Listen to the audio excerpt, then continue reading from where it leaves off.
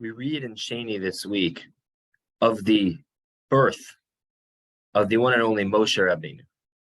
But immediately prior to the birth of Moshe Rabbeinu, we are told about how this scene comes about. And the Pasuk says in the beginning of Perek Beis, "Vayelech ish mibeis Levi, veikach es bas Levi," that we know that Amram goes ahead, man from the house of Levi, and takes a woman from the house of Levi. And Rashi, in a very well-known comment, points out, Parash Haya Yimena Mipnei Gzeras Paro, that Moshe's parents had separated from one another because of the fact that of Paro's Gezerah to throw the baby boys into the Nile River. But here he went ahead and took back his wife, and that's what it means, that he went according to the advice of his own daughter.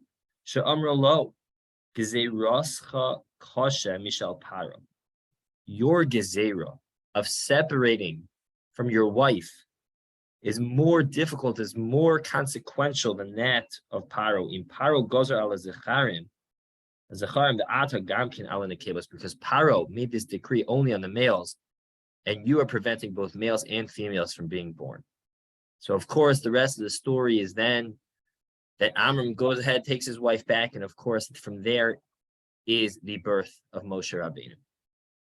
And the Chafetz Chaim points out that this is not the only time we have such an incident. We have a similar incident by Chizkiyahu HaMelech, because Chizkiyahu HaMelech saw that one of his descendants would be Menashe, a very terrible individual.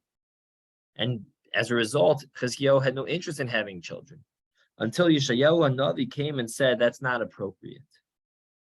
Why are you withholding? Why are you making answers for HaKadosh Baruch Hu? And he listened to his Eitzah, and he went ahead, married his wife, and had ultimately given birth to Yoshiyahu HaMelech.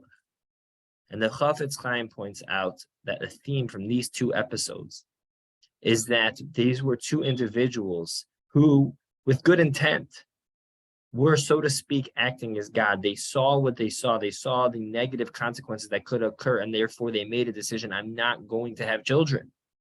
But, it says the Chafetz Chaim, human beings' foresight is limited.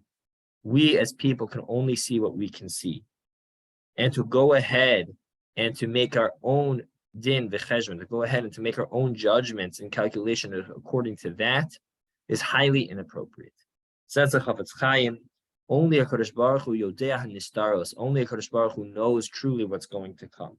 And therefore he says, Anu tzrichim levatel ritzonenu v'da'atenu mipnei ritzono. We need to be mevatel our das, even though something seems like it's logical, something seems clear to us.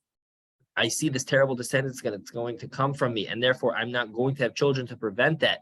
Says the Chafetz Chaim, that's beyond our reach as a human being. We have to be able to be mevatel our das, to be able to nullify our own cheshbon to that of HaKadosh Baruch Hu, and to put our faith in God and do that which we are expected to do as God commands.